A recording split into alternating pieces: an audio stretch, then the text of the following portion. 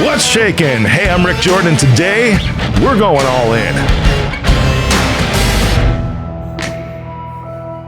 All right, whenever you're talking with somebody, whether it's in a sales engagement, if you're trying to speak on stage, if you're trying to pitch an investor, if you're trying to even form a relationship with somebody, to date somebody, maybe even see if this is someone you want to spend the rest of your life with, there are 3 secrets to uncover. That's what we're going to talk about today, and we're going to explore all of these. And when you do these things, you'll start to recognize if it's something like a relationship, if it's something that's in sync with you. If you're looking at some of the other things in business to where you're speaking on a stage or where you're trying to move a crowd, or if you're pitching an investor, or if you're trying to win a customer, convert a customer, a prospect into a customer, these things are going to be of so much value to you as you start to focus on these things in your conversation, in your engagement with whoever it is, and uncover these 3 secrets. Then you'll be able to actually move forward, or maybe not, depending on what you learn about this person. And this is always a personal thing. Sales is a personal thing. Relationships are obviously a personal thing. Investors, maybe sometimes, but I'm going to tell you the truth from what I've experienced taking a company public, is that people don't typically invest in the company. Big investors that get behind it, they invest in the person, in the management, and their ability to be able to move something forward. And typically it's something that they can believe in. So it's very different when you're pitching these people, or whether you're trying to convert a customer over. What matters personally to them are the secrets that you have to uncover. And here are those 3. We'll start with the first one. The first one is values. Number 1 is values, meaning like in the core of a human, in the core of the person that you're speaking with, communicating with, engaging with, what do they hold of value in their life?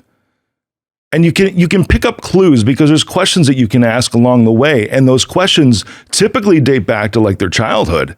It's like, hey, describe what your childhood was like. How'd you grow up? Where'd you grow up? What were your parents like? Did you have brothers or sisters? Where'd you go to school? What was your school experience like? You can come up with all these questions to actually determine way back when, because typically speaking, somebody's values are formed a long, long time ago. And a lot of I can speak for myself that was absolutely the case. And typically they're instilled by parents or lack thereof.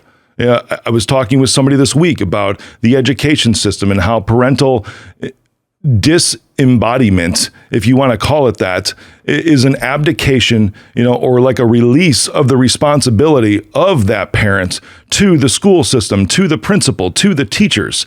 And teachers get paid so little. It's like whether somebody gets a grade of an A or an F, or how many people in the class, they still get paid the same. So there's not much incentive there to actually instill good values into your kids. And when you're a parent, it is completely your responsibility. And when you start to talk with somebody and start to uncover this secret, this first secret of their values about what they hold dear, where they look at things, it's like one of my core values of me is that words matter. It's always been that way since I was young. Another core value of me, Rick Jordan, is that I value being around other people and doing good things for other people. I am not the end all and be all.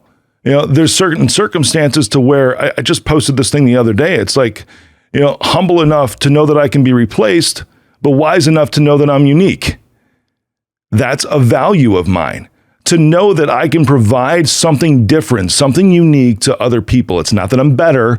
I never, ever say that I'm better. I don't believe that I'm better unless I'm talking about a specific skill set or something. Come on now, let's be real. If you can go into a sport, right? Somebody can obviously say that Michael Jordan was better than the majority of basketball players that are out there. He had the talent, but he also put a lot of the effort in, right? And that was one of his values as we're talking about this. That dude was the first dude at the gym for practices. That dude was the last dude to leave. That dude had a value of consistency and showing up and putting in 100% of who you are into that game. Otherwise, he wasn't going to play with you.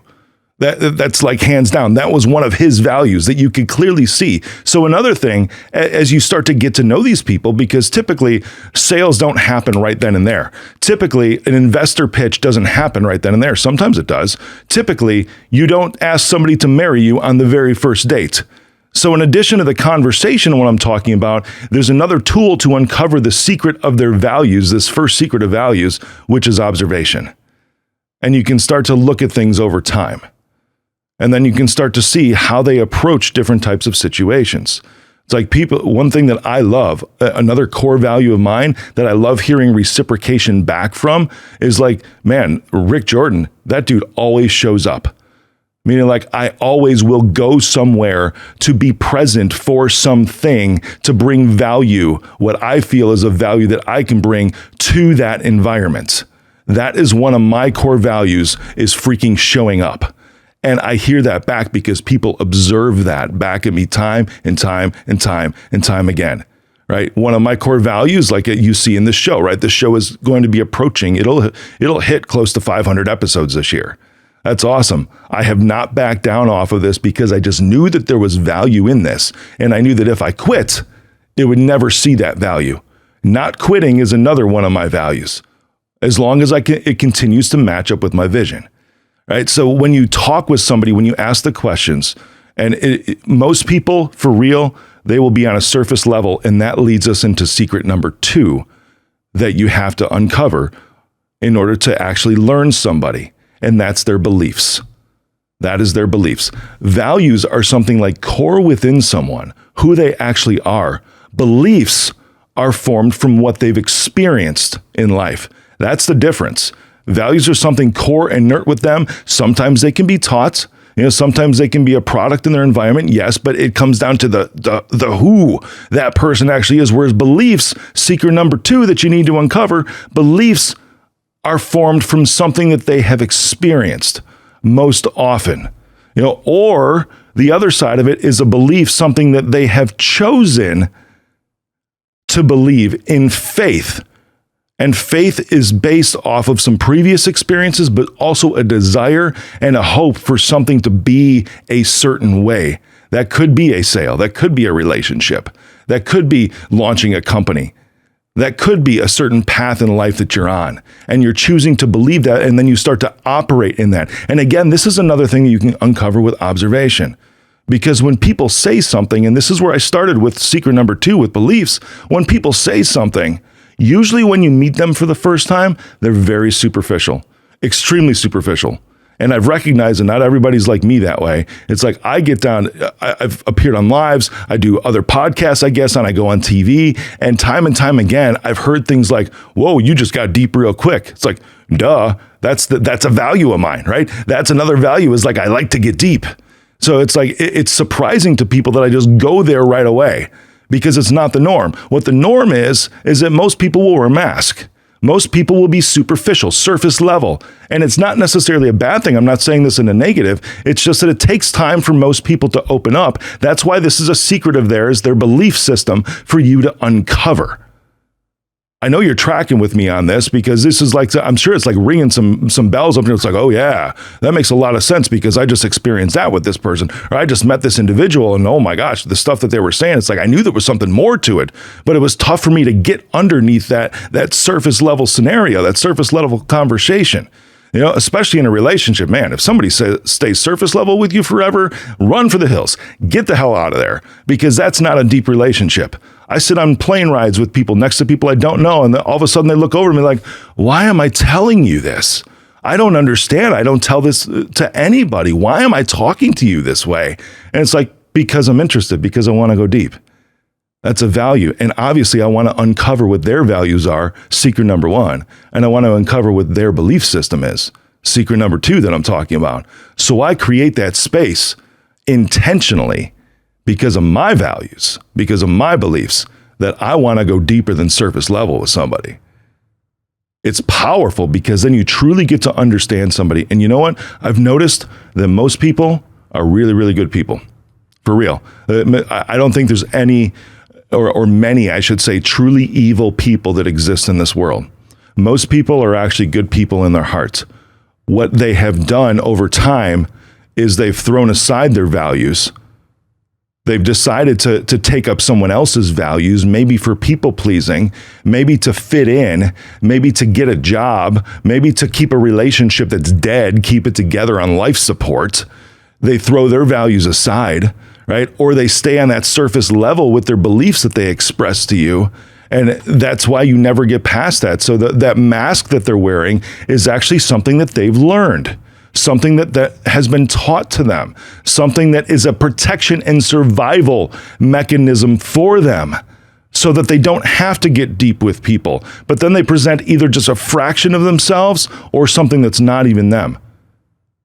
That's why you've got to uncover these things in these types of scenarios, in these types of conversations, these engagements, in order to get to the core of who somebody is, in order to get them to do business with you, in order to get them to invest in you, in order to get them to spend their life with you. You have to uncover these things. So when you look past that, it's actually going to help you too. It's going to help you to be more vulnerable. It's going to help you to be actually who you are. It's going to help you take the mask off when you have a genuine curiosity and an intentional curiosity to find these things out, to uncover these secrets in the other person. I'm telling you, this is like success in life here today, covering all bases.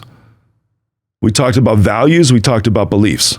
Now, the third secret to uncover for you today is their motivations. What actually gets them to the point where they'll actually make a move, or they'll actually take some kind of action. You know, how they are motivated. And some people, it could be fear. It absolutely could be. Just as much as fear can keep you stuck, which I've talked about that before in previous episodes, probably a couple of them. Just as much as fear can keep you stuck, fear can also be a motivator. That's actually what it's supposed to be. Fear is a healthy emotion. Fear is something that can actually get you up off your ass and take the steps that you need to take in order to get what you want, to put in the work, to take the action, to move forward into even something that you don't know, which is a reason why you should to begin with, especially if you're scared of it. Fear is a powerful motivator, and it's a healthy emotion. You talk about something that was like ingrained in human beings, survival. That's a great survival mechanism, is to be scared. Fight or flight. It's a positive thing as long as you don't stay in the loop of fear and allow fear to get stuck or keep you stuck in a certain environment, scenario that you should not be in. The fear is there not to keep you stuck. The fear is there to get you out. Are you hearing me today? That is your motivator and what you can uncover for a lot of people, because people respond differently to fear. So if you find out someone is motivated by fear, okay, now it's time to figure out if they're in a mode of allowing fear to keep them stuck, or if you can maybe nudge them into that same fear being an operating in what it's designed to do, is to get them moving, to get them out of whatever it is that they're in. And that's a way that you can uncover it and also nudge that person, persuade that person in an ethical and positive way to get out of where they're in. Whether it's a sale, they're not making shipping deadlines or whatever it is. And all of a sudden you come up with a product or a service that's going to get them unstuck. Because if they don't, their company's going out of business. You're in a relationship with somebody to where they're always constantly in this fear, this loop of like, what bad crap is going to happen to me, to us? And now they're not giving you their entire heart, but now you can be like, hey, that fear is telling you to do something, to ditch that trauma, to get help for whatever it is, those stories that are in your mind. And now you can throw those aside because this relationship will die. It's done. You will lose that person if you stay in this loop of fear. Now fear is shifted, the framing is shifted and be like, oh, I need to move because I want to stay in this. I love this person. I want to be in this relationship with them. Or I want to buy this product, this service from this person because I know that it'll get me to better places with business in my life, provide a better income for my family. I want to invest in this person, in this company, because if I don't deploy my money will never grow. And at some point that actually means that I'm going to lose money. So I'm protecting my portfolio, my investment, my wealth, because I am fearful of losing it, which is why I'm going to invest. Because I believe that this will actually generate more wealth for me and expand my wealth, expand my portfolio, provide some generational wealth, or even just some living income for now. You see how you can change that? I know I'm talking about fear today and how that can be a motivator, but this uncovering of number 3 here, what motivates them, there can be other things too. There can be reward systems. If somebody loves the journey more or they love the destination more, that's different with people, and it can also be different in the situation. For real, like right now, taking a company public for me, I don't actually know what the destination is at some point. If people ask that, it's like, Rick, what's going to be 5 years from now, 7 years from now? What are you looking at? And I'm like, you know what? Right now, I just took the company public 3 months ago. I'm learning a hell of a lot, and I'm enjoying this ride, because even on the days when it's most stressful right now, going through 2 simultaneous audits and working with shareholders and engaging with the public, and still at the same time trying to run an 8-figure company as the CEO, you know what? There are times where it's like, geez, I need a drink. But then after that, it's like, you know what? All the stress and everything and the education that I'm getting and the learnings that I have for this, it's not so much like, oh my God, I got to get out of this. No, because what's motivating right now is my gratitude. I am grateful that I get to do this, because not many people do. That's a powerful motivator for me, is that I get to do things that not many other people get to do. That motivates the hell out of me. I'm giving you all my secrets today as I'm going through these things. Vulnerability, right? If you want to get depth out of other people, you got to be deep with them. Hands down. If you want people to share with you, you have to be open to sharing with them. You have to be the one that leads in that energy. You have to be the one that presents yourself first. And that's the way that you uncover these things about other people, is when you lead the way. Nobody's going to do it for you. And if you're lucky enough to come across somebody like me who's actually willing to do that and take the first step, awesome, that's great. But you know what? Most of the time, it's going to depend on you. You're going to be the one that needs to take that first step in order to uncover these 3 secrets: somebody's values, somebody's belief, and their motivations, in order to go deeper in any sort of engagement or relationship with them. That's how it goes. Period. End of story. Now get out there, get to it, and watch this thing go.